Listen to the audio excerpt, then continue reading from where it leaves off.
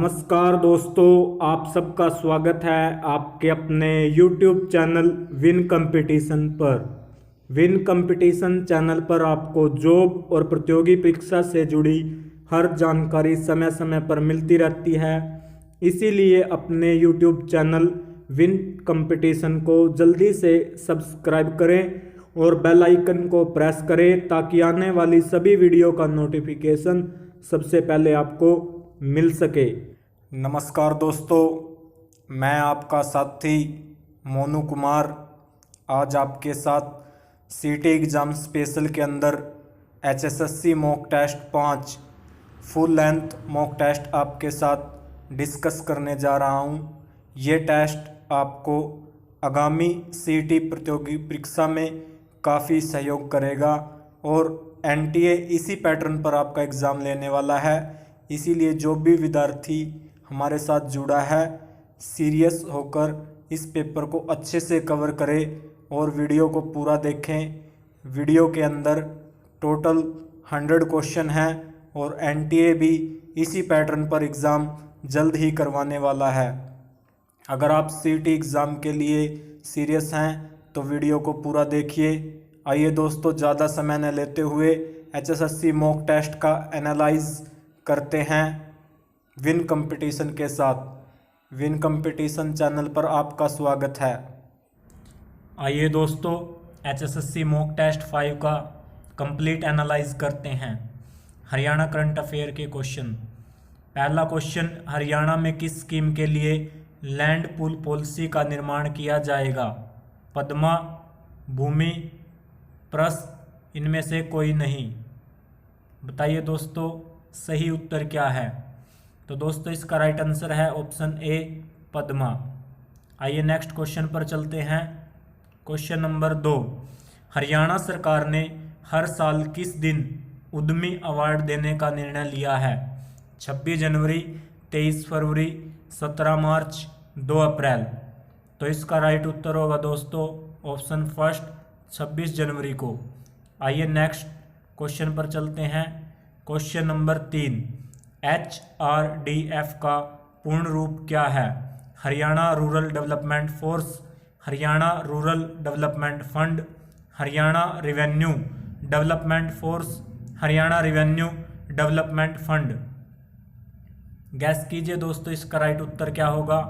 तो दोस्तों इसका सही उत्तर है option second, Haryana rural development fund HRDF का पूर्ण रूप है। आइए नेक्स्ट क्वेश्चन की तरफ आगे चलते हैं। क्वेश्चन नंबर 4, हैफेड के वर्तमान चेयरमैन कौन हैं? डुम्मन सिंह, कैलाश भगत, सतीश कौशिक, हरीश चंद्र। तो दोस्तों इसका राइट आंसर है ऑप्शन सेकंड, कैलाश भगत जी वर्तमान में हैफेड के चेयरमैन हैं। नेक्स्ट क्वेश्चन पर चलते हैं। क्वेश्चन नंबर 5 इंपॉर्टेंट, 73वें गणतंत्र दिवस पर हरियाणा के उप मुख्यमंत्री ने किस जिले में झंडा फहराया?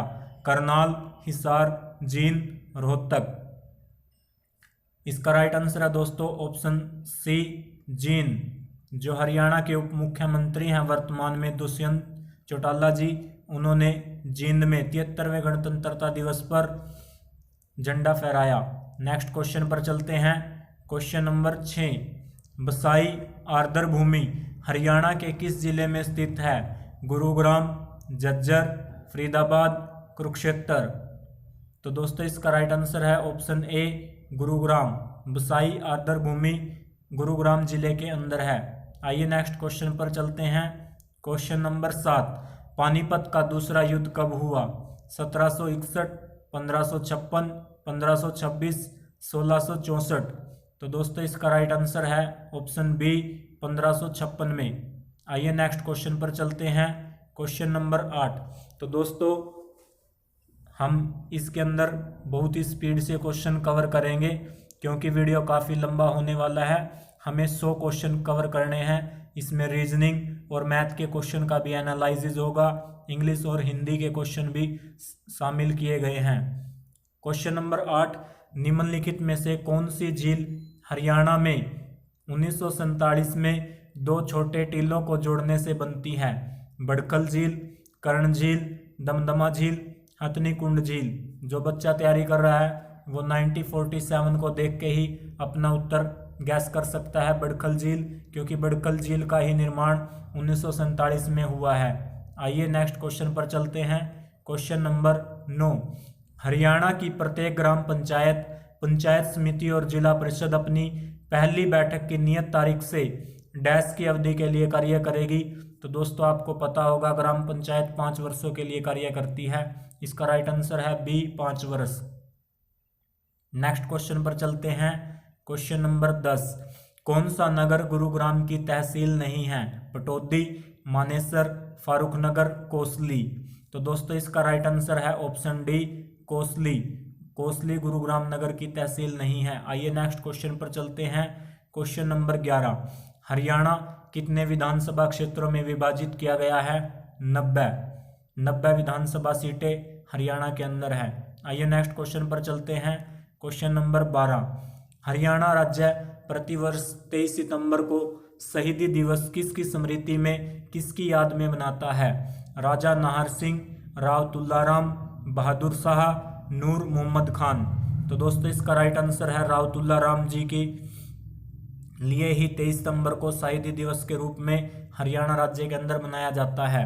आइए नेक्स्ट क्वेश्चन पर चलते हैं। क्वेश्चन नंबर 13, निम्नलिखित में से कौन सा हरियाणा में पंचायती राज का दूसरा स्तर है? जिला पंचायत, पंचायत समिति, ग्राम पंचायत, उपरोक्त में से कोई नहीं। तो दोस्तों इसका राइट आंसर गैस कीजिए। इसका राइट आंसर होगा दूसरा स्तर पूछा है तो दूसरे स्तर पर आता है पंचायत समिति। आइए नेक्स्ट क्वेश्चन पर चलते हैं। क्वेश्चन नंबर 14, हरियाणा राज्य में कुल कितने जिले हैं? 24, 23, 22, 21। वर्तमान में हरियाणा में 22 जिले हैं और 22वां जिला चरखी दादरी भिवानी से बनाया गया है। आइए नेक्स्ट क्वेश्चन पर चलते हैं। क्वेश्चन नंबर 15, जब गजनवियों ने भारत के उत्तर पश्चिम पर हमला किया उस समय हरियाणा पर किस वंश का शासन था? तुगलक, पुष्यभूति वंश, गुप्त, तोमर वंश। इसका राइट आंसर होगा दोस्तों ऑप्शन डी, तोमर वंश। अगर आपको वीडियो अच्छी लगती है तो प्लीज़ वीडियो को शेयर कीजिए और विन कंपटीशन चैनल को सब्सक्राइब कीजिए। साथ में बेल आइकन को प्रेस कीजिए ताकि आपको स्टडी से जुड़ी हर जानकारी समय समय पर मिलती रहे। आइए नेक्स्ट क्वेश्चन पर चलते हैं। क्वेश्चन नंबर 16, 1814 में जींद विद्रोह के नेता कौन थे? प्रताप सिंह, जोबित खां, गुलाब सिंह, सूरजमल। बताइए दोस्तों इसका राइट आंसर क्या होगा? तो इसका राइट आंसर है ऑप्शन ए, प्रताप सिंह जींद विद्रोह के नेता थे। आइए नेक्स्ट क्वेश्चन पर चलते हैं। Question number 17, Indira Gandhi super thermal शक्ति परियोजना हरियाणा के डैश जिले में स्थित है? झज्जर, काकरोई, खेदर, यमुनानगर। तो इसका राइट आंसर होगा दोस्तों ऑप्शन ए, झज्जर के अंदर है Indira Gandhi super power thermal power शक्ति परियोजना। आइए नेक्स्ट क्वेश्चन की तरफ चलते हैं। क्वेश्चन नंबर 18, भगवत गीता में खालिस्तान और भगवान कृष्ण के बीच वार्तालाप है? कर्ण, सूर्य, नकुल, अर्जुन। तो इसका राइट आंसर होगा ऑप्शन डी, अर्जुन। भगवत गीता में अर्जुन और भगवान कृष्ण के बीच का वार्तालाप है। वीडियो अच्छी लगे तो प्लीज़ वीडियो को ज़्यादा से ज़्यादा शेयर कीजिए। आइए नेक्स्ट क्वेश्चन पर चलते हैं। क्वेश्चन नंबर 19, हरियाणा का सितारा स्मारक किसकी समाधि है? गोविंद सिंह, नारायण सिंह, शिवाजी, ताराचंद जी महाराज। इसका राइट आंसर है ऑप्शन डी, ताराचंद जी महाराज की सितारा स्मारक समाधि है। आइए नेक्स्ट क्वेश्चन पर चलते हैं। क्वेश्चन नंबर 20, निम्नलिखित में से किस नदी का स्रोत शिवालिक की पहाड़ियों में नहीं है? मारकंडा, टांगरी, दोहन, गग्गर। तो इसका राइट आंसर होगा सी, दोहन। दोहन शिवालिक की पहाड़ियों से नहीं निकलती। आइए नेक्स्ट क्वेश्चन पर चलते हैं। क्वेश्चन नंबर 21, रानिया विधानसभा क्षेत्र हरियाणा के किस जिले में स्थित है? हिसार, फतेहाबाद, सिरसा, जींद। तो दोस्तों रानिया विधानसभा क्षेत्र सिरसा जिले में है। नेक्स्ट क्वेश्चन पर चलते हैं। क्वेश्चन नंबर 22, हरियाणा से राज्यसभा के लिए कितने सदस्य मनोनीत किए जाते हैं? 4, 5, 10, 6। राज्यसभा के लिए 5 सदस्य हरियाणा से मनोनीत किए जाते हैं और लोकसभा के लिए 10 मनोनीत किए जाते हैं। आइए नेक्स्ट क्वेश्चन पर चलते हैं। क्वेश्चन नंबर 23, हरियाणा में HVPNL का मतलब है हरियाणा वोल्टेज परचेज निगम लिमिटेड, हरियाणा विद्युत प्रसारण निगम लिमिटेड, हरियाणा वोल्टेज प्रसारण निगम लिमिटेड, हरियाणा विद्युत परचेज निगम लिमिटेड। तो दोस्तों इसका राइट आंसर होगा ऑप्शन बी, HVPNL की फुल फॉर्म है हरियाणा विद्युत प्रसारण निगम लिमिटेड। आइए नेक्स्ट क्वेश्चन पर चलते हैं। क्वेश्चन नंबर 24, निम्नलिखित में से कौन हरियाणा के राज्यपाल नहीं थे? महावीर प्रसाद, धर्मवीर, ओम प्रकाश चौटाला। तो इन्होंने पूछा है दोस्तों, नहीं है, तो इसका मतलब ओम प्रकाश चौटाला इसका राइट आंसर होगा, क्योंकि ये राज्यपाल नहीं हरियाणा के CM रह चुके हैं। आइए नेक्स्ट क्वेश्चन पर चलते हैं। क्वेश्चन नंबर 25, ग्राम पंचायतों की संख्या वर्तमान में हरियाणा के किस जिले में सबसे कम है? रोहतक, फरीदाबाद, पंचकुला, पानीपत। तो दोस्तों इसका राइट आंसर है ऑप्शन बी, फरीदाबाद जिले के अंदर ग्राम पंचायतों की संख्या सबसे कम है। आइए नेक्स्ट क्वेश्चन की ओर चलते हैं। क्वेश्चन नंबर 26, हथनी कुंड बैराज हरियाणा में किस नदी पर स्थित है? साहिबी, यमुना, दोहन, सरस्वती। तो दोस्तों इसका राइट आंसर होगा ऑप्शन बी, यमुना नदी पर हथनी कुंड बैराज स्थित है। आइए नेक्स्ट क्वेश्चन की ओर चलते हैं। क्वेश्चन नंबर 27, हरियाणा सरकार ने करनाल जिले में एक बागवानी परियोजना स्थापित करने के लिए किस देश के साथ भागीदारी की है? Japan, USA, France, Israel. तो दोस्तों बताइए इसका राइट आंसर क्या होगा? इसका right answer option D, Israel के साथ। जो बागवानी परियोजना है करनाल के गोंडा जिले में, वो भारत और इजराइल के बीच है। आइए नेक्स्ट क्वेश्चन की तरफ आगे चलते हैं। क्वेश्चन नंबर 28 इंपॉर्टेंट, हरियाणा पंचायती राज अधिनियम 1994 के अनुसार एक जिला परिषद की एक विशेष बैठक में कार्य होने के लिए वांछित कोरम क्या है? कुल सदस्यों का 1/3, उस समय के लिए वास्तविक रूप से सेवारत सदस्यों का 1/3, उस समय के लिए वास्तविक रूप से सेवारत सदस्यों का आधा, कुल सदस्यों का आधा। तो इसका राइट आंसर होगा दोस्तों ऑप्शन बी, उस समय के लिए वास्तविक रूप से सेवारत सदस्यों का 1/3 होना कोरम के लिए जरूरी है। आइए नेक्स्ट क्वेश्चन पर चलते हैं।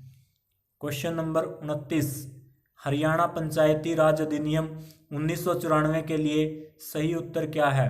अध्याय 18 जिला परिषद से संबंधित है, अध्याय 18 संपत्ति वित्त और कराधान से संबंधित है, अध्याय 18 कार्य के संचालन से संबंधित है, अध्याय 17 जिला परिषद के पर्यवेक्षण से संबंधित है। दिए गए 4 विकल्पों में आपको कौन सा सही उत्तर लगता है? गैस कीजिए।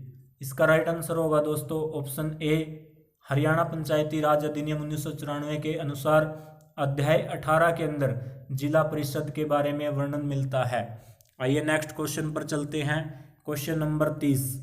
तो दोस्तों हम बहुत ही मेहनत के साथ आपके लिए अच्छे वीडियो कवर कर रहे हैं, तो आप वीडियो को ज़्यादा से ज़्यादा शेयर कीजिए और विन कंपटीशन चैनल को अगर अभी तक आपने सब्सक्राइब नहीं किया है तो प्लीज़ सब्सक्राइब कर लीजिए और बेल आइकन को साथ में प्रेस कीजिए, क्योंकि हम आपको स्टडी से जुड़ी हर जानकारी टाइम टू टाइम अपडेट करते रहते हैं। क्वेश्चन नंबर 30, निम्नलिखित में से कौन हरियाणा में बल्लभगढ़ का शासक था और भारत के स्वतंत्रता संग्राम में सक्रिय रूप से शामिल था?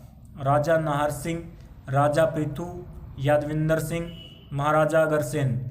बल्लभगढ़ का नाम आते तो दोस्तों आपको पता लग गया होगा आंसर। इसका राइट आंसर है ए, राजा नाहर सिंह। आइए नेक्स्ट क्वेश्चन की तरफ चलते हैं। क्वेश्चन नंबर 31, रैम कहाँ स्थित होता है? Motherboard, expansion board, external drive, CPU।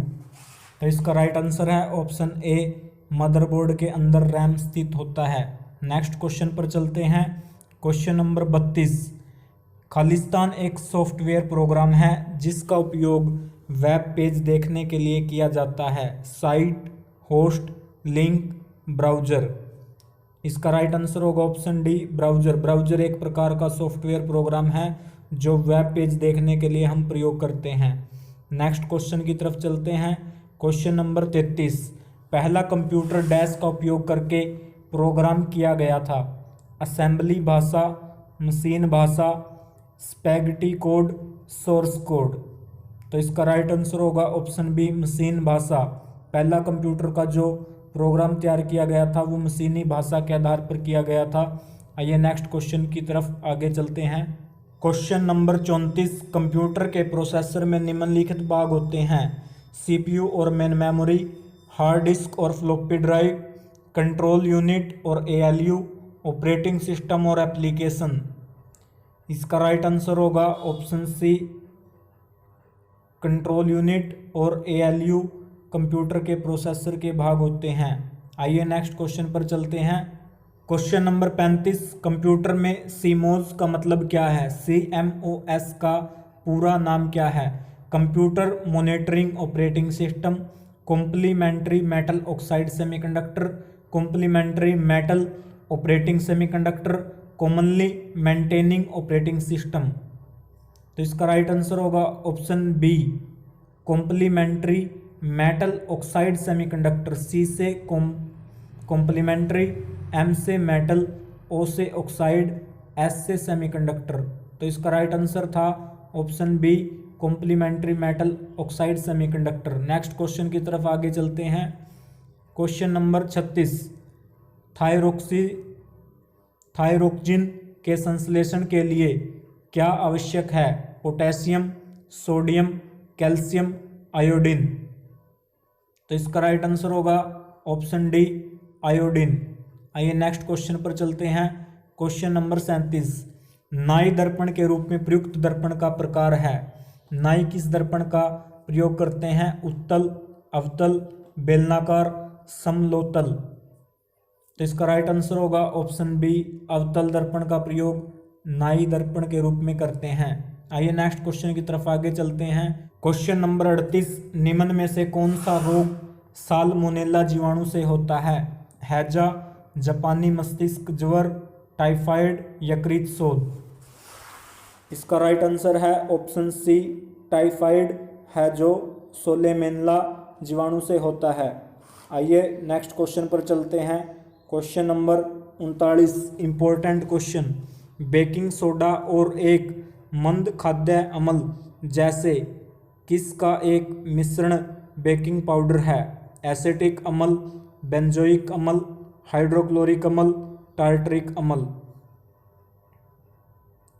तो इसका राइट आंसर होगा ऑप्शन डी टार्टरिक अम्ल। आइए नेक्स्ट क्वेश्चन पर चलते हैं। क्वेश्चन नंबर 40, खालिस्तान एक उभयनिष्ठ ऑक्साइड है। Al2O3, CuO, Fe2O3, CrO3। तो उभयनिष्ठ का मतलब है जो दो गुण दिखाता है, अम्ल का भी और अक्षार का भी। तो इसका राइट आंसर होगा दोस्तों Al2O3 यानी एल्युमिनियम ऑक्साइड है जो ये उभयधर्मी ऑक्साइड है। ये अम्ल की भी गुण को प्रदर्शित करता है और अक्षार का भी गुण प्रदर्शित करता है। इसके अंदर ये दोनों गुण होते हैं, इसीलिए इसको उभयनिष्ठ ऑक्साइड बोला जाता है। आइए नेक्स्ट क्वेश्चन पर चलते हैं। क्वेश्चन नंबर 41, निम्न में से किस कोशिका में हीमोग्लोबिन बनता है? श्वेत रक्त कणिका, लाल रक्त कणिका, प्लेटलेट, इनमें से कोई नहीं। तो इसका राइट आंसर है ऑप्शन बी लाल रक्त कणिका के अंदर कोशिकाओं में हीमोग्लोबिन होता है। आइए नेक्स्ट क्वेश्चन पर चलते हैं। क्वेश्चन नंबर 42, मछलियों के हृदय में कक्ष होते हैं? कई, 2, 3, 4। तो दोस्तों मनुष्य के हृदय में 4 कक्ष होते हैं और मछलियों के हृदय में 2 कक्ष होते हैं। आइए नेक्स्ट क्वेश्चन पर चलते हैं। क्वेश्चन नंबर 43, निम्नलिखित में से कौन सा यातायात भीड़ भाड़ वाले शहरों में बुरी हवा के निर्माण से जुड़ा है? Sulphur dioxide, nitrogen oxide, carbon dioxide, carbon monoxide. तो इसका राइट आंसर होगा ऑप्शन बी नाइट्रोजन ऑक्साइड। भीड़ भाड़ वाले इलाकों में बुरी हवा का निर्माण नाइट्रोजन ऑक्साइड से होता है। आइए नेक्स्ट क्वेश्चन पर चलते हैं। Question number 44, important. HSSC में 3 से 4 बार ये क्वेश्चन रिपीट हो चुका है।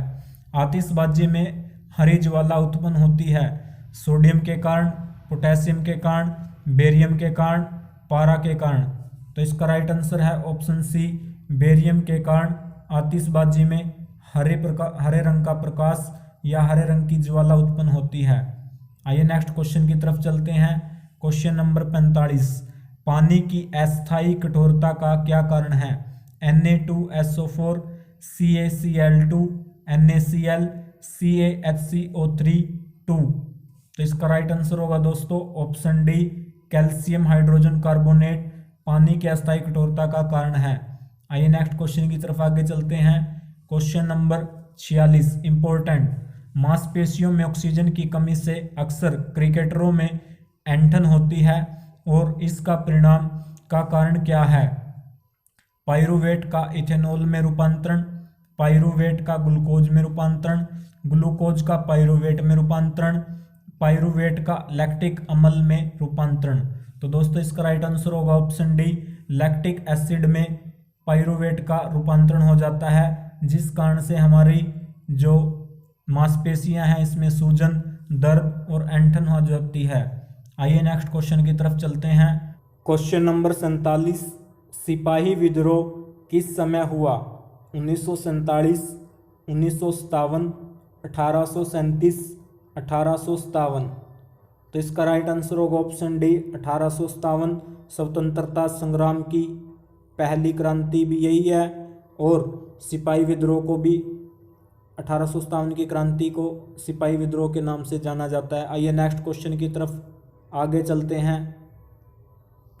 क्वेश्चन नंबर 48 इंपॉर्टेंट, सलाल जल विद्युत परियोजना जम्मू और कश्मीर, पराबिकुलम जलाशय तमिलनाडु, सही युग्म की पहचान कीजिए।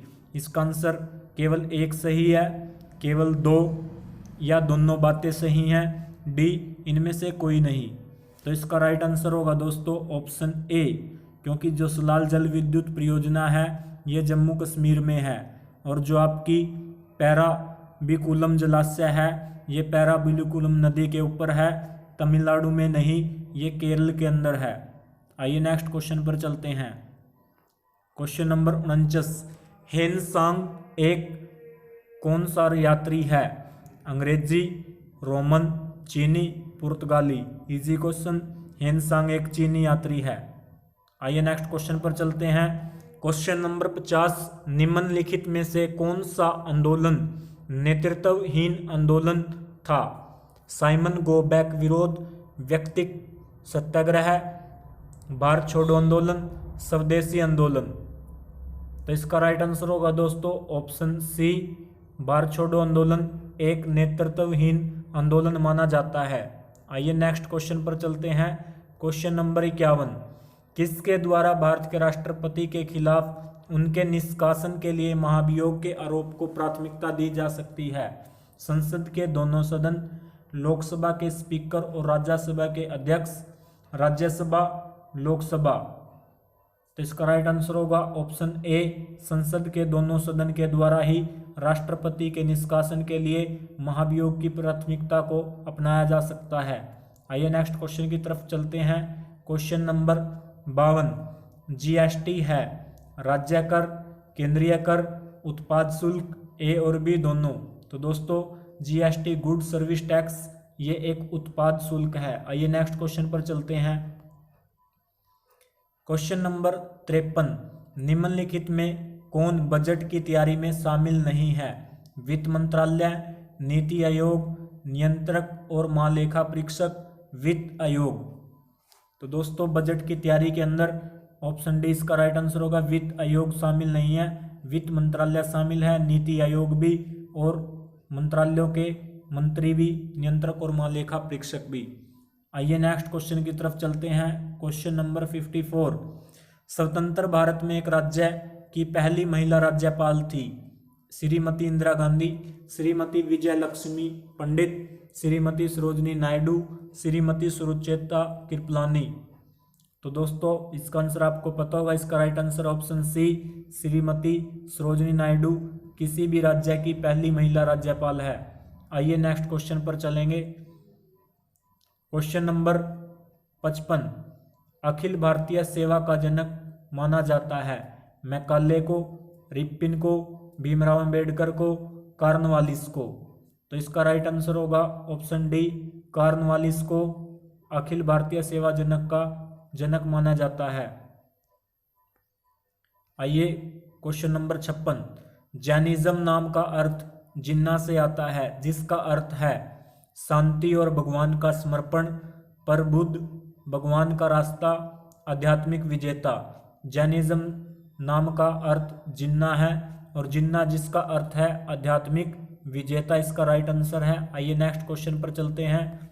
क्वेश्चन नंबर 57, निम्नलिखित में से कौन सी कृषि की दृष्टि से भारत का सबसे उत्पादक हिस्सा है? उत्तरी मैदान, प्रायद्वीपीय पठार, तटीय मैदान, भारतीय रेगिस्तान। तो दोस्तों सबसे उपजाऊ हिस्सा उत्तरी मैदान को माना जाता है, इसका राइट आंसर होगा ऑप्शन ए। नेक्स्ट क्वेश्चन की तरफ चलते हैं। क्वेश्चन नंबर 58, छोटा नागपुर पठार किस नदी द्वारा अपवाहित होता है? दामोदर, गोदावरी, गंगा, कृष्णा। तो इसका राइट आंसर होगा दोस्तों ऑप्शन ए, छोटा नागपुर पठार दामोदर नदी के द्वारा अपवाहित होता है। स्टैटिक जीके का क्वेश्चन है। ये नेक्स्ट क्वेश्चन पर चलते हैं। इंपॉर्टेंट क्वेश्चन, निम्न में से कौन सा बेमेल है, यानी जो सही मिलान नहीं है, वो उत्तर छांटना है। तो दोस्तों ऑप्शन ए, क्रेमलिन, राष्ट्रपति रूस, राष्ट्रपति भवन, राष्ट्रपति भारत, नारायण हिती, नरेश मलेशिया, ब्लू हाउस, राष्ट्रपति दक्षिण कोरिया। तो दोस्तों ये भवन दिए गए हैं राजा के, प्रधानमंत्री के, राष्ट्रपति के। बताइए इनमें से कौन सा भवन सही प्रकार से सुमेलित नहीं है? तो इसका राइट आंसर है दोस्तों ऑप्शन सी, जो नारायण हिती है ये नरेश मलेशिया का भवन नहीं है, ये नरेश नेपाल देश के राजा का भवन है। नेपाल के राजा के घर को बोलते हैं नारायण हिती, और रूस के राष्ट्रपति के भवन को क्रेमलिन, भारत के राष्ट्रपति के भवन को राष्ट्रपति भवन, और ब्लू हाउस दक्षिण कोरिया के राष्ट्रपति भवन को बोलते हैं। आइए नेक्स्ट क्वेश्चन की ओर चलते हैं। Question number 60, very very important, निम्न में से कौन सा सही मेल नहीं है? आपको शेयर सूचकांक दिए गए हैं और उनके देश दिए गए हैं। तो बताइए दोस्तों इनमें से कौन सा सही सुमेलित नहीं है? S&P शेयर सूचकांक कनाडा देश से संबंधित है, सीमेक्स Sri Lanka, Dow Jones New York, SET Thailand. तो इसका राइट आंसर होगा दोस्तों ऑप्शन बी, सीमेक्स। सीमेक्स श्रीलंका का नहीं, सीमेक्स शेयर सूचकांक सिंगापुर का है। याद रखिए दोस्तों, जो सीमेक्स शेयर सूचकांक है ये सिंगापुर का है। और ये जो ऑप्शन में दिए गए हैं इन्हें भी याद कर लीजिए, जो बिल्कुल सही सुमेलित है। S&P शेयर सूचकांक कनाडा देश का है, डो जोन्स न्यूयॉर्क देश का है, सेट थाईलैंड का है। आइए नेक्स्ट क्वेश्चन पर चलते हैं। क्वेश्चन नंबर 61 से अब मैथ के क्वेश्चन शुरू हो गए हैं दोस्तों। आइए मैथ के क्वेश्चन का एनालाइज करते हैं। क्वेश्चन 61 का राइट आंसर होगा ऑप्शन सी। आइए सॉल्यूशन देखते हैं दोस्तों कैसे करना है। 3 टेंजेंट ए इक्वल 4, टेंजेंट ए की वैल्यू 4/3 आ जाएगी। टेंजेंट ए को आप 4/3 लिख सकते हैं, और आपको कन्वर्ट करना है, टेंजेंट को आप साइन और कोस की टर्म में लिख सकते हैं। यहाँ से साइन की वैल्यू 4 और कोस की वैल्यू आपको 3 मिल जाएगी। तो इसी प्रकार आपको जो वर्गमूल के अंदर secant A minus cosecant A और डिवाइड में secant A plus cosecant A दिया गया है, ऐसे ही अब इसको भी कन्वर्ट कर लीजिए। सीकेंट को 1/कोस की टर्म में लिखिए और कोसिकेंट को 1/साइन की टर्म में लिखिए। तो आपको कन्वर्ट करने के बाद 1/1/कोस ए माइनस 1/साइन ए डिवाइड बाई 1/कोस ए प्लस 1/साइन ए मिलेगा। इस प्रकार कोस ए की वैल्यू रखिए और साइन ए की वैल्यू रखिए। 1/3 माइनस 1/4 डिवाइड में 1/3 प्लस 1/4। जब आप इसका वर्गमूल करोगे, एलसीएम लेकर आप इसको सोल्व करोगे तो आपका आंसर आ जाएगा। इसका राइट आंसर होगा 1/7 आपका उत्तर आ जाएगा और आंसर सी आपका राइट होगा। आइए नेक्स्ट क्वेश्चन पर चलते हैं। क्वेश्चन नंबर 62, आपको एक क्वाड्रेटिक इक्वेशन दी गई है। यदि 14x² + 3x -15 को 7x-4 से विभाजित किया जाता है तो इसका रिमाइंडर क्या होगा। तो दोस्तों यहाँ से आप 7x-4 को इक्वल 0 रखिए और x की वैल्यू 7x की वैल्यू 4 और यहाँ से आपकी x की वैल्यू आ जाएगी 7/4। आप x की वैल्यू 7/4 इस इक्वेशन में पुट कर दीजिए और इक्वल 0 रखिए। इसके बाद जो कुछ बचेगा वो आपका रिमाइंडर ही बचेगा। तो इसका राइट आंसर होगा दोस्तों क्वेश्चन नंबर 62 का राइट आंसर है ऑप्शन बी। आइए इसका सोल्यूशन देखते हैं किस प्रकार है।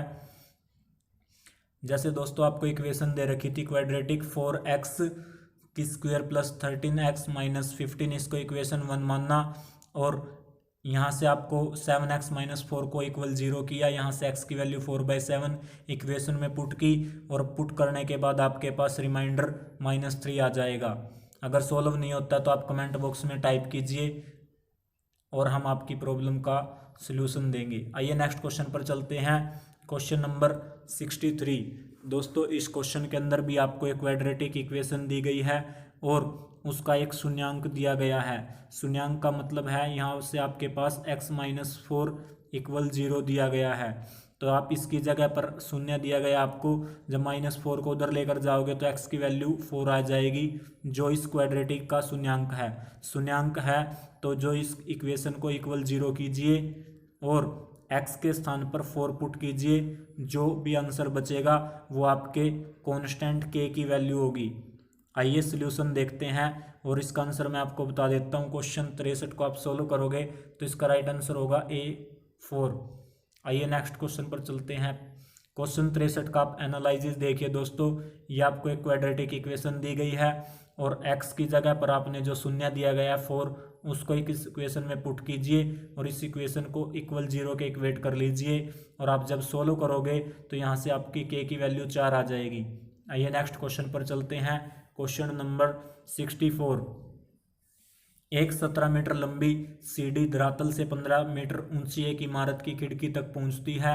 दीवार से सीढ़ी के आधार के बीच कितनी दूरी होगी। तो इसका राइट आंसर है दोस्तों 64 का ऑप्शन ए। तो दोस्तों यहाँ पर पाइथागोरस थ्योरम आप लगा दोगे।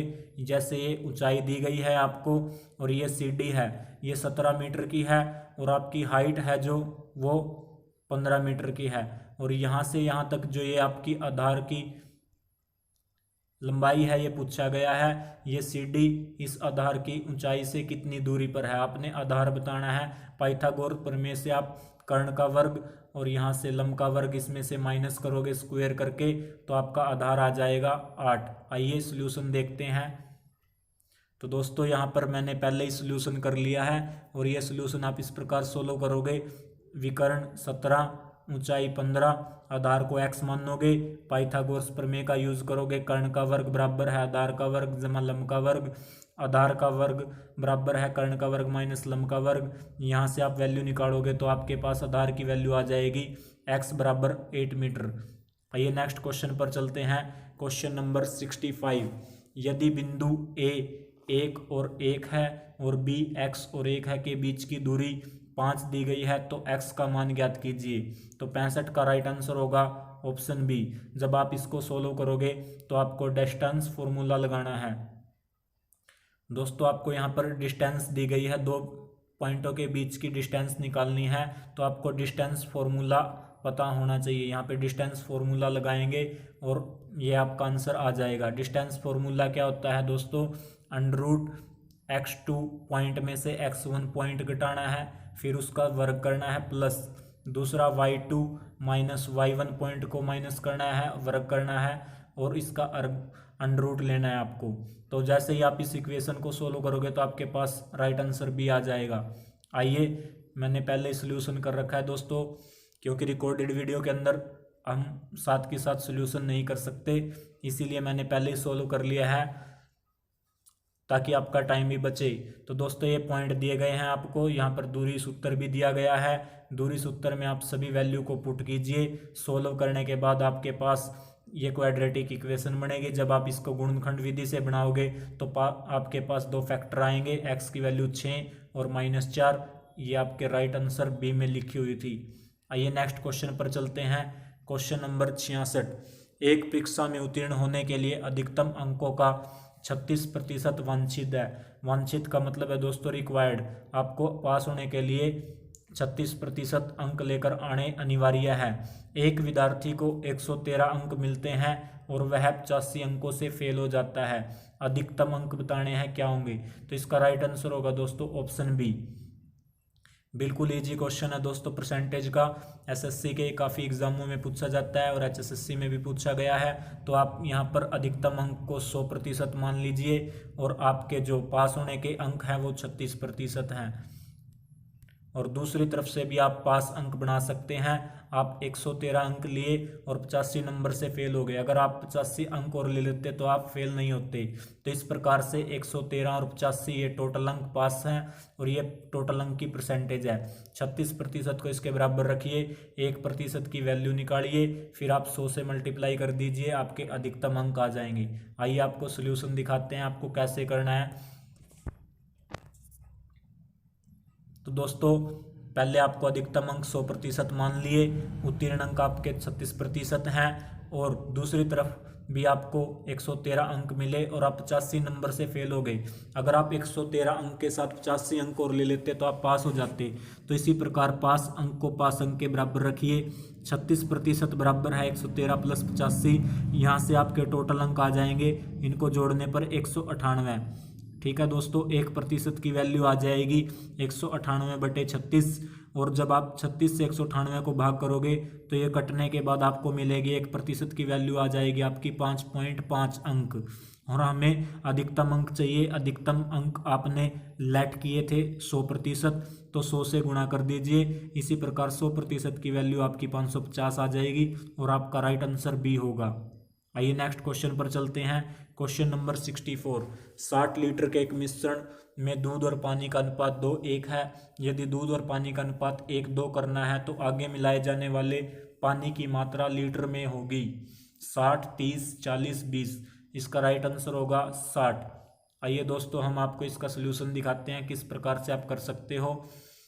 आपको टोटल मिश्रण दिया गया है 60 लीटर और आपको दूध और पानी का जो अनुपात दिया गया है वो 2:1 है। जैसे ही आप इसके अंदर पानी मिलाते हो तो आपके पास एक नया अनुपात 1:2 हो जाता है। तो दोस्तों आपने मिलाया पानी है और आपका दूध है जो पहले 2 था वो 1 हो गया। तो दोस्तों दूध को तो आपने कुछ भी नहीं किया, तो दूध कैसे चेंज हो सकता है। इसीलिए जो नया अनुपात है वहाँ पे दूध को बराबर कर लीजिए। जैसे पहले 2 था, यहाँ भी 2 बनाना पड़ेगा। यहाँ पर आप 2 से मल्टीप्लाई करोगे, यहाँ पे 2 से मल्टीप्लाई करोगे तो आपका नया अनुपात ये हो जाएगा 2:4। अब पहले दूध 2 था, अब भी 2 है। आपका चेंज हुआ है वो क्या चेंज होना चाहिए, आपका पानी चेंज होना चाहिए। तो दोस्तों यहाँ से आपने देखा 1 से आपका कितना हो गया दोस्तों 4। तो यानी आपने कितना मिला दिया, आपने 3 भाग मिलाया जो 60 के बराबर था। 1 भाग की वैल्यू 20 लीटर दी गई है। आपने पानी कितना मिलाया है 3 भाग, तो 1 भाग की वैल्यू अगर 20 लीटर है तो 3 भाग की कितनी हो जाएगी 60 लीटर। तो आपने 60 लीटर पानी मिलाया है क्योंकि 3 भाग पानी मिलाया गया है। 1 भाग में 20 लीटर तो 3 भाग में 60 लीटर पानी मिलेगा। अगर आपको समझ में नहीं आया तो प्लीज़ आप कमेंट कीजिए। और यदि दोस्तों आपको किसी भी क्वेश्चन में प्रॉब्लम है तो आप मेरे व्हाट्सएप नंबर पर कॉन्टैक्ट कर सकते हो 9991249979। आप इस नंबर पर कॉन्टैक्ट कर सकते हो। तो दोस्तों वहाँ पर आपको किसी ना किसी माध्यम से आपको ये क्वेश्चन जिस भी क्वेश्चन में डाउट है दोबारा से समझा दिया जाएगा। दोस्तों सिर्फ हम आपकी हेल्प कर रहे हैं ताकि आप सीटी एग्ज़ाम में अच्छे से अच्छा स्कोर कर सको। सीटी एग्ज़ाम ही नहीं, जिस भी कम्पिटिटिव एग्ज़ाम की तैयारी कर रहे हैं आपको हर कम्पिटिटिव एग्ज़ाम में आपको बेनिफिट मिले और आप जल्दी से जल्दी जॉब लगे, यही विन कंपटीशन की शुभकामनाएं आप सभी के साथ हैं। आइए नेक्स्ट क्वेश्चन पर चलते हैं। Question number 68। एक पिता माँ से 7 साल बड़ा है और माँ की वर्तमान आयु बेटी की आयु का 3 गुना है और बेटी अभी 10 साल की है। बेटी के जन्म के समय पिता की उम्र क्या थी। तो दोस्तों इस क्वेश्चन को आप जल्दी से करने के लिए आप ऑप्शन उठा सकते हो। अगर आप बेसिक से करोगे तो टाइम लगेगा, बेसिक से भी हो जाएगा। तो इसका राइट आंसर होगा, जैसे भी आप सोल्व करोगे, जैसे भी आपको इजी लगता है वैसे आप सोल्व कर लीजिए। इसका राइट आंसर होगा ए। मैंने तो इसको ऑप्शन से सोल्व किया, जिसमें रिलेशन बनाना होता है आपस में, ऑप्शन रख के वैल्यू पुट करके आप रिलेशन चेक करते हो, इसमें टाइम बच जाता है। आइए देखते हैं किस प्रकार से एनालाइज किया गया है। तो दोस्तों ऑप्शन से वैल्यू चेक करें। बेटी के जन्म के समय पिता की आयु 27 साल, ऑप्शन से उठा लिया हमने, पिता की आयु मान ली बेटी के जन्म के समय 27 साल। वर्तमान में बेटी 10 साल की है तो पिता भी 10 साल बड़े होंगे, यानी वर्तमान में पिता की आयु 37, बेटी की आयु 10 वर्ष।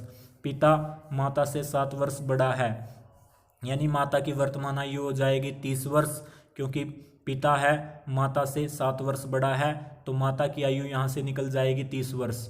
बेटी की वर्तमान आयु 10 और माता की वर्तमान आयु 30, ये दोनों के बीच में 3 गुना का रिलेशन ये प्रश्न में दिया गया था। इसी प्रकार ऑप्शन 27 से वैल्यू सेटिस्फाई हो रही है, तो आपका ऑप्शन ए सही है। आइए नेक्स्ट क्वेश्चन पर चलते हैं। क्वेश्चन नंबर 69, दो सिक्कों को एक साथ उछाला जाता है, केवल शीर्ष आने की प्रायिकता क्या है? तो दोस्तों जब आप सिक्के को उछालते हो तो आपके पास सिक्के के 2 पहलू होते हैं, एक को चित और पट बोला जाता है, इंग्लिश में आप हेड और टेल बोलते हैं। तो इन्होंने पूछा है कि केवल हेड आने की प्रायिकता क्या है। जब आप एक सिक्के को उछालते हो तो 2 की पावर 1, यानी आपके पास 2 रिजल्ट आते हैं, या तो हेड आएगा या टेल आएगा। अब 2 सिक्कों को एक साथ उछाला गया है तो इसका मतलब 2 की पावर 1 और 2 की पावर 1, इसका मतलब यहाँ से 2 गुना 2, आपके टोटल केस बन जाएंगे 4। 4 में से आपकी संभावना क्या है, या तो टेल आएगा या हेड आएगा। दूसरे सिक्के पे भी क्या आएगा, 2 सिक्कों को एक साथ उछाला जाता है दोस्तों। तो ये ध्यान से क्वेश्चन करना आपको, जब आप इसका सैंपल स्पेस बनाओगे 2 सिक्कों को एक साथ उछाला जाएगा तो क्या हो सकता है, दोनों के ऊपर टेल मिले आपको, या फिर एक के ऊपर हेड और टेल, टेल और हेड, और हेड और हेड, ये आपका सैंपल स्पेस बनता है। तो दोस्तों केवल शीर्ष आने की, केवल हेड आने की प्रायिकता 1 ही है, और दोस्तों टोटल केस थे आपके 4 और हेड आने का 1, तो इसका राइट आंसर होगा दोस्तों 1/4, ऑप्शन डी में दिया गया है, ये आपका राइट आंसर है। आइए नेक्स्ट क्वेश्चन पर चलते हैं। निम्नलिखित में से कौन सा एक समानांतर श्रेणी बनाता है? तो दोस्तों समानांतर श्रेणी यानी एपी, अर्थमेटिक प्रोग्रेस, यानी अर्थमेटिक प्रोग्रेस के अंदर जो श्रेणी होती है उसके अंदर आपका जो कॉमन डिफरेंस होता है वो सेम होता है। जैसे 2, 4, 6, 8, ये एक श्रेणी है, इनमें दोनों में डिफरेंस 2 का, डिफरेंस 2 का और डिफरेंस 2 का। जहां आपका डिफरेंस सेम होता है वो आपकी सीरीज एपी सीरीज के अंदर आती है। तो दोस्तों जैसे ही आप इस क्वेश्चन को सोल्व करोगे तो इसका राइट आंसर डी आएगा। तो दोस्तों वर्गमूल 4, वर्गमूल 16 और वर्गमूल 36। तो दोस्तों 36 को लिखोगे तो 6 लिखा जाएगा, 16 को लिखोगे तो 4 और 4 को लिखोगे तो 2। जब आप 4 और 2 का डिफरेंस लोगे 2, 4 और 6 का 2, तो दोस्तों कॉमन डिफरेंस सेम आ गया, राइट आंसर डी। आई का कूट 35, ऑफ का कूट क्या होगा? तो दोस्तों किसी कोड के अनुसार आई को 35 लिखा गया है तो ऑफ का कोड पूछा गया। रीजनिंग का क्वेश्चन है दोस्तों, आप आसानी से कर सकते हो। ई को 5 नंबर पे आता है, वाई 25 पर आता है और ई 5 पर आता है। इनको प्लस करके ये कोड बनाया गया है। 5 और 5 10 और 25 35। अगर आई का कोड 35 है तो आपको ऑफ का कोड बताना था दोस्तों। तो ऑफ का आप कोड जैसे ही निकालोगे दोस्तों आपको याद होगा ये 6 और ये 6 और 6 12, ओ 15 पर है, 15 और 12 27, इसका राइट आंसर होगा ऑप्शन सी। आइए नेक्स्ट क्वेश्चन पर चलते हैं। Question number 72, AYC DVF GSI JPL एक सीरीज दी गई है दोस्तों, आपको बताना है कि नेक्स्ट क्या आएगा। जब आप इसका डिफरेंस चेक करोगे तो आपको नेक्स्ट बताना है कि नेक्स्ट अक्षर कौन सा होगा जो गिवन ऑप्शन में दिया गया है। तो दोस्तों A 1 पर है और D 4 पर है, G 7 पर है, J 10 पर है।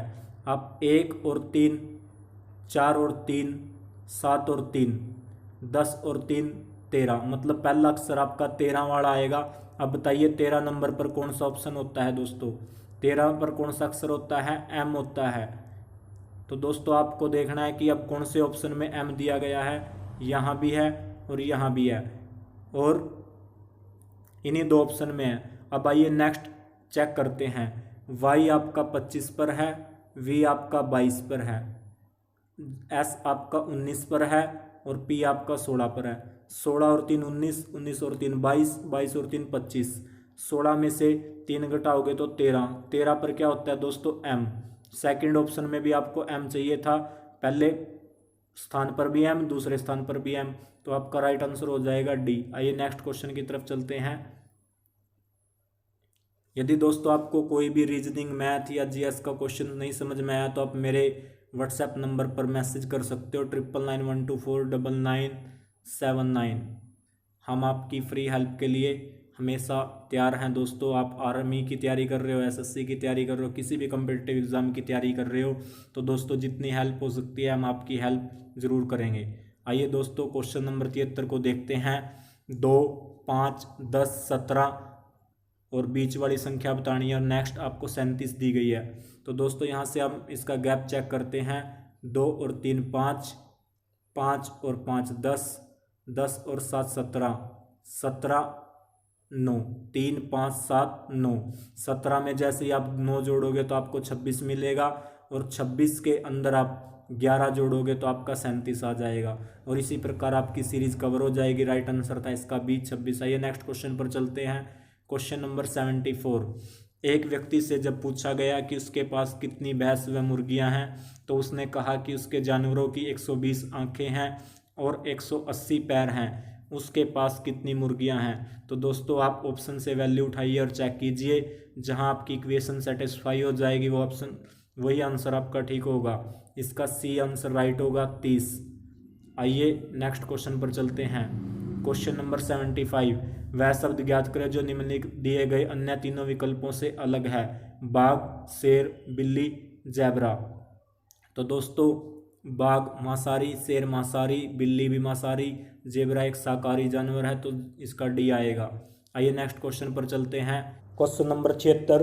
तो दोस्तों यहाँ पर आपको 2 कथन और 4 निष्कर्ष दिए गए हैं। तो दोस्तों इन कथन के अनुसार बताना है कि दिए गए कथन कौन सा सही होगा। तो दोस्तों आइए इसका सलूशन देखते हैं किस प्रकार से है। तो दोस्तों सभी दार्शनिक मूर्ख के अंदर हैं और सभी मूर्ख अनपढ़ के अंदर हैं। इसी प्रकार जब आप इसको सोल्व करोगे तो आपको चेक करना है कि कौन सा कथन सही निकलता है। सभी दार्शनिक अनपढ़ है, सभी के सभी दार्शनिक अनपढ़ के अंदर आने चाहिए, आ रहे हैं तो आपका पहला रैंक ठीक है।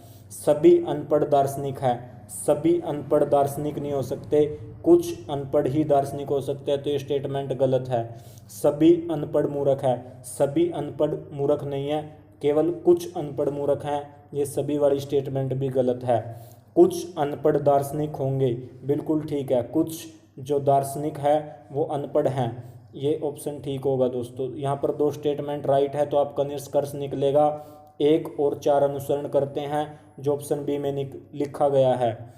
अगर समझ में नहीं आया तो दोस्तों आप कांटेक्ट कर सकते हो, आपको वीडियो में कांटेक्ट नंबर दे दिया गया है। आइए नेक्स्ट क्वेश्चन की तरफ चलते हैं। Question number 77। निम्नलिखित प्रश्न में वृत्त है। पहला वृत्त गेहूं को बता रहा है दोस्तों, ये इस साइड वाला फर्स्ट नंबर वाला गेहूं, सेकंड चावल, थर्ड चने को बता रहा है। तो ये वेन डायग्राम का क्वेश्चन है दोस्तों। ये बताना है कि आपको गेहूं, चना और चावल के क्षेत्र को दर्शाता है, वो भाग बताना है जो तीनों के अंदर आता है। तो दोस्तों इसमें ई है जो वो तीनों के अंदर आ रहा है तो इसका राइट आंसर होगा ई। Question number 78। किसी कूट भाषा में 743 का मतलब है मैंगो आर गुड। 657 का मतलब है ईट गुड फूड। 934 का मतलब है मैंगो आर राइप्ड। तो इस भाषा में कौन सा अंक राइप्ड होगा दोस्तों, आप इसको सोल्व करके देख लीजिए। इजी क्वेश्चन है। जब आप मैंगो आर गुड को 743 के बराबर रखोगे, ईट गुड फूड को 657, मैंगो और राइप्ड को 934 के बराबर, तो दोस्तों यहाँ से आपको राइप्ड का कोड मिल जाएगा जो 9 आएगा। अगर नहीं समझ में आता है तो आप कॉन्टैक्ट कीजिए। नेक्स्ट क्वेश्चन पर चलते हैं। Question number 79। यदि एक निश्चित कोड में एप्पल को 25, ग्रेप्स को 36 तो पपाया को क्या लिखा जाएगा। तो दोस्तों इसके अंदर 1 2 3 4 5 अक्षर थे, 5 का स्क्वायर कर दिया, 25 कोड में लिख दिया। 1 2 3 4 5 6, यहाँ पर 6 अक्षर थे, 6 का वर्ग 36, यहाँ पर इसको 36 कोड दे दिया। तो ऐसे ही आप पाया के अक्षर चेक कीजिए, 1 2 3 4 5 6, इसका 6 अक्षर है, 6 का वर्ग करिए, आपका आंसर आ जाएगा 36। आइए नेक्स्ट क्वेश्चन पर चलते हैं। क्वेश्चन नंबर 80, 7 12 19 और 28। तो आगे बताना है कि नेक्स्ट अक्षर क्या आएगा दोस्तों। तो आपने देखना है कि इसमें क्या जोड़ा गया है। 7 के अंदर आप 5 जोड़ोगे तो आपको 12 मिलेगा, 12 के अंदर आप 7 जोड़ोगे तो आपको 19 मिलेगा, 19 के अंदर आप 9 जोड़ोगे तो 28 मिलेगा। 5 7 9, तो आगे आपको 11 जोड़ना पड़ेगा। जब आप 28 के अंदर 11 जोड़ोगे तो आपका क्या आएगा, 8 और 1 9, 2 और 1 3, यानी 39। नेक्स्ट सीरीज का आपका आंसर होगा 39 आएगा, ऑप्शन बी में लिखा हुआ है।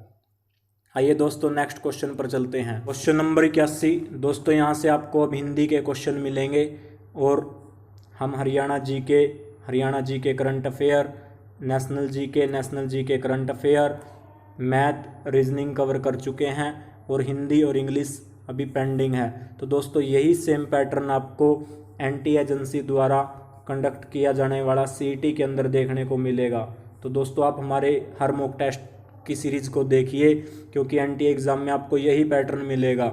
आज आप मेरी बात को नोट कर लीजिए, आपको सेम पैटर्न देखने को मिलेगा। हो सकता है कि आपका हरियाणा जीके का पोर्शन आपको कम मिले, पहले वेटेज 25% थी, अब आपको 10 से 15% वेटेज के साथ हरियाणा जीके देखने को मिले और आपको कुछ क्वेश्चन ऐड हो जाएंगे दोस्तों, वहाँ पर आपको कंप्यूटर भी देखने को मिलेगा।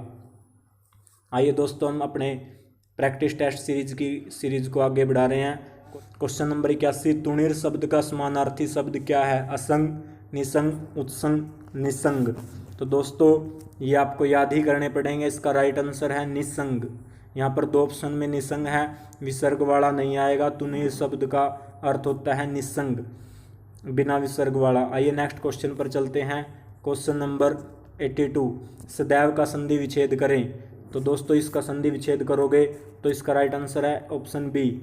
जब आप सदैव की संधि को विच्छेद करके लिखोगे तो सदा जमा एव लिखा जाएगा। आइए नेक्स्ट क्वेश्चन पर चलते हैं। क्वेश्चन नंबर 83, हमारे देश में खनिजों का वितरण बहुत डैश है। समान, समरूप, विशाल, असमान। तो इसका राइट आंसर होगा दोस्तों असमान। हमारे देश के अंदर जो खनिजों का वितरण है वो क्या है, असमान। इसका राइट आंसर है ऑप्शन डी। आइए नेक्स्ट क्वेश्चन पर चलते हैं। क्वेश्चन नंबर 84, चांदी का ऐनक लगाने का क्या अर्थ है। घूस लेकर ही किसी का काम करना, खूब लाभ होना, किसी ना किसी प्रकार की प्रतिष्ठा बनाए रखना, बहुत अमीर होना। तो दोस्तों इसका राइट आंसर होगा ऑप्शन सी, किसी ना किसी प्रकार की प्रतिष्ठा बनाए रखना। आइए नेक्स्ट क्वेश्चन पर चलते हैं। क्वेश्चन नंबर 85, दिए गए विकल्पों में आपको गंभीर का विलोमार्थक शब्द बताना है। तो दोस्तों गंभीर का विलोम होगा वाचाल। आइए नेक्स्ट क्वेश्चन पर चलते हैं। क्वेश्चन नंबर 86, निम्नलिखित में से राक्षस का पर्यायवाची शब्द नहीं है। ये क्वेश्चन ध्यान से कीजिए दोस्तों, नहीं वाले क्वेश्चन हम जल्दबाजी में गलत कर देते हैं और एक एक करके हमारे 3 से 4 क्वेश्चन गलत हो जाते हैं और इसी वजह से आप मेरिट से चूक जाते हो। आपकी तैयारी में कमी नहीं है दोस्तों, आपकी तैयारी अच्छी है, लेकिन आपकी कुछ गलतियां ही आपको हर बार आपको पीछे की तरफ ले जाती है। तो इसीलिए क्वेश्चन को ध्यान से पढ़ना है और जब गोले को डर करते हो तो ये भी आपने ध्यान से करना है। तो बताइए दोस्तों, निम्नलिखित में से राक्षस का पर्यायवाची शब्द नहीं है। धनुज, असुर, सुर, रजनी, चर। तो दोस्तों यहाँ पर 2 एक जैसे से लिखे हुए हैं, एक दूसरे के विलोम लग रहे हैं, असुर या सुर। तो दोस्तों गैस भी यहीं से कर सकते हैं। तो दोस्तों राक्षस का असुर होता है लेकिन सुर नहीं होता। इसने पूछा था पर्यायवाची नहीं है, तो इसका राइट आंसर है सी, राक्षस का सुर नहीं होता, सुर होता है देवता। आइए नेक्स्ट क्वेश्चन पर चलते हैं।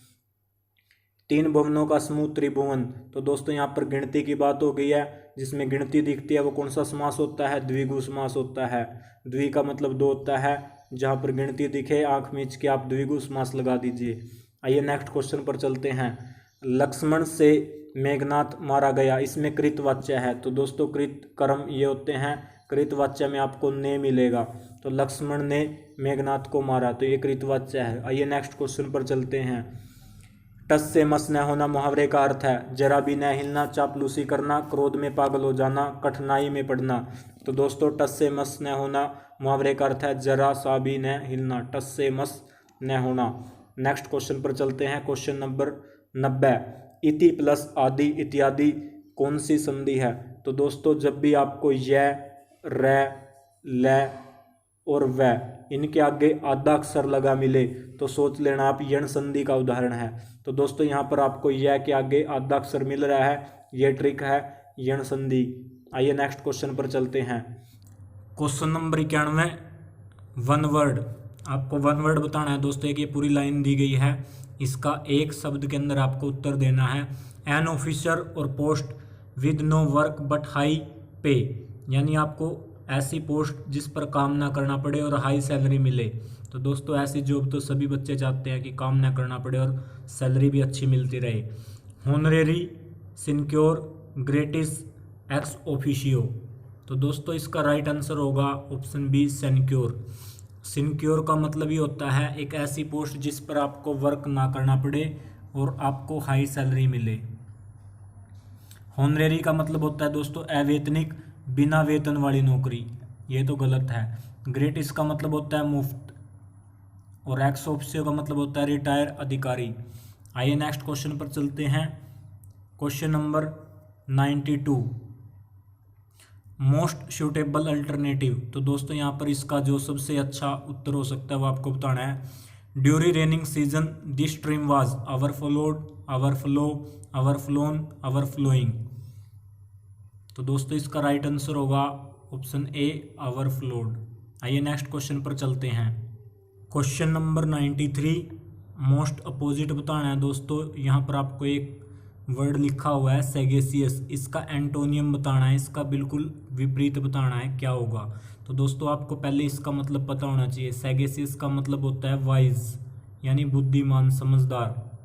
तो दोस्तों इसका राइट आंसर हो जाएगा, विपरीत बताना था, फुलिश इसका एंटोनियम बन जाएगा। इंटेलिजेंट, होशियार, थॉटफुल, विचारशील, इनिशिएटिव होता है दोस्तों अंतर्ज्ञान। आइए नेक्स्ट क्वेश्चन की तरफ चलते हैं। क्वेश्चन नंबर 94, आपको प्रेपोजिशन फील करनी है जो यहाँ पर सही हो। She lives in Perth, she owns a house dash the Swan river. तो दोस्तों ऑन द रिवर आएगा, ऑन द स्वान रिवर। तो यहाँ पर ओन प्रेपोजिशन लगेगा। आइए दोस्तों नेक्स्ट क्वेश्चन पर चलते हैं। क्वेश्चन नंबर 95, वो is blanks best player in your team, the an not needed a. Article बताना है दोस्तों, यहाँ पर क्या आएगा। तो दोस्तों यहाँ पर बेस्ट लिखा हुआ है, सुपरलेटिव डिग्री है और सुपरलेटिव डिग्री के साथ आप द का प्रयोग करते हो। वो इज द बेस्ट प्लेयर। आइए नेक्स्ट क्वेश्चन पर चलते हैं। Question number 96, blanks cricket I enjoy watching football and basketball, A except for, besides, beside, except. बताइए दोस्तों इसका राइट आंसर क्या होगा। तो इसका राइट आंसर होगा दोस्तों ऑप्शन बी, बिसाइड। तो दोस्तों यहाँ पर आपको दो प्रेपोजिशन दिख रही है, बहुत ज़्यादा पेपर में पूछी जाती है, बिसाइड्स और बिसाइड्स। तो दोस्तों इसका मतलब होता है के अलावा या के अतिरिक्त। इसके पीछे ऐसा ये सेपरेशन का बोध देती है। और बिसाइड का मतलब होता है के बगल में। तो एक क्रिकेट के बगल में तो है नहीं है दोस्तों। तो यहाँ पर कौन सा आपका उत्तर सही होगा, बिसाइड्स वाला होगा। सेपरेशन का बोध कर रहा है जो, बिसाइड्स, BESIDES, बिसाइड्स, यानी क्रिकेट के अलावा वो इंजॉय करता है वाचिंग फुटबॉल और बास्केटबॉल में भी। आइए नेक्स्ट क्वेश्चन पर चलते हैं। क्वेश्चन नंबर 97, तो दोस्तों यहाँ पर आपको सिनोनियम बताना है जो सेम मीनिंग देता है एक्सक्लूपेटेड जैसा। बताइए दोस्तों एक्सक्लूपेटेड का सिनोनियम क्या होगा। Still, PT, equity, destroy. तो दोस्तों चार ऑप्शन बता दिए मैंने, स्टिल, पीटी, एक्विट और डिस्ट्रॉय। पहले तो आपको इसका पता होना चाहिए, जिसका सिनोनिम बताना है इसका मतलब पता होना चाहिए दोस्तों। इसका मतलब क्या होगा, एक्सक्लूपेटेड का मतलब होता है दोष मुक्त, दोष मुक्त करना यानी बरी करना। तो दोस्तों इसका मतलब आएगा एक्विट। और इसका राइट आंसर ये है। स्टील का मतलब होता है दोस्तों चुराना। स्टील का मतलब होता है चुराना। और पीटी का मतलब तो आपको पता ही होगा, पीटी का मतलब होता है दया। और फोर्थ ऑप्शन में डिस्ट्रॉय लिखा हुआ है। डिस्ट्रॉय का मतलब होता है विनाश, किसी चीज का विनाश होना, खात्मा होना, पतन होना। तो दोस्तों इसका एक्सक्लूपेटेड का जो राइट आंसर था वो आपको पता लग गया होगा, एक्विट। आइए नेक्स्ट क्वेश्चन पर चलते हैं। Question number 98। यहाँ पर भी आपको सिनोनियम बताना है बी गल्ड का। बी गल्ड का मतलब क्या होगा दोस्तों? इसका मतलब होता है किसी को दिशा भ्रमित करना, यानी किसी को मार्ग भटकाना, धोखेबाज बोल सकते हो आप, चीटर। तो दोस्तों इसका राइट आंसर होगा मिसलीड, धोखेबाज। स्ट्रेंज का मतलब अजनबी। और वेरी का मतलब क्या होता है दोस्तों? सतर्क रहना, सावधान रहना। और बी लिटिल का मतलब होता है कम होना, be little.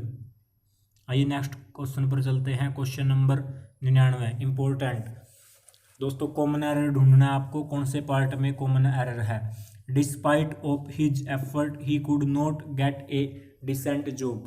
Despite of his efforts he could not get a decent job. तो दोस्तों यहाँ पर एक प्रेपोजिशन लिखी गई है डिस्पाइट ऑफ, ये एरर है।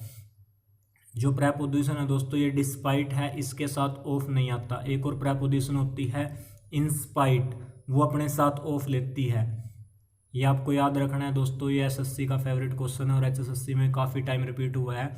जो डिस्पाइट प्रेपोजिशन है वहाँ ऑफ का प्रयोग देते हैं, वो गलत है। और इंस्पाइट के साथ वो ऑफ का प्रयोग नहीं देते, यहाँ प्रयोग होगा। यानी इंस्पाइट के साथ ऑफ लगेगा, डिस्पाइट के साथ ऑफ नहीं लगेगा। तो इसका आंसर होगा, ये एरर है, यहाँ पर ऑफ नहीं आना चाहिए था, क्योंकि ऑफ तो इंस्पाइट प्रेपोजिशन के साथ लगता है। मतलब दोनों का के बावजूद है। आइए नेक्स्ट क्वेश्चन पर चलते हैं। Question number 100। तो दोस्तों 100 नंबर पर आइडम प्रेज लिखा हुआ है, इसका मतलब बताना है क्या होगा। The alpha and omega, beginning and and, A Shakespearean play, A Greek song, A Swiss watch. तो दोस्तों अल्फा और ओमेगा का मतलब होता है शुरुआत और ख़त्म, किसी चीज़ की शुरुआत और उसका अंत। अल्फा शुरुआत और ओमेगा उसका अंत। किसी चीज़ की शुरुआत और अंत को बोल सकते हैं अल्फ़ा एंड ओमेगा। तो दोस्तों इस वीडियो के अंदर हमने आपके साथ एनटीए जो एग्ज़ाम लेगी सीईटी, उसका नए पैटर्न पर 100 के 100 क्वेश्चन आपके साथ डिस्कस किए। और आपने हमारी वीडियो को पूरा देखा। वीडियो को ज़्यादा से ज़्यादा शेयर कीजिए। अगर अभी तक आपने विन कंपटीशन चैनल सब्सक्राइब नहीं किया तो प्लीज़ सब्सक्राइब कर लीजिए। अगर इस टेस्ट के अंदर आपको फिर भी कोई क्वेरी रहेगी, आपको किसी क्वेश्चन में डाउट है, तो आप 9991249979 पर व्हाट्सएप कर सकते हो, कॉन्टैक्ट कर सकते हो। तो दोस्तों वीडियो को पूरा देखने के लिए आप सभी का धन्यवाद। एक और ज़बरदस्त वीडियो जल्द ही लेकर आ रहे हैं। वीडियो को पूरा देखने के लिए आपका दिल की गहराइयों से धन्यवाद। आपका दिन शुभ हो। जय हिंद, जय भारत।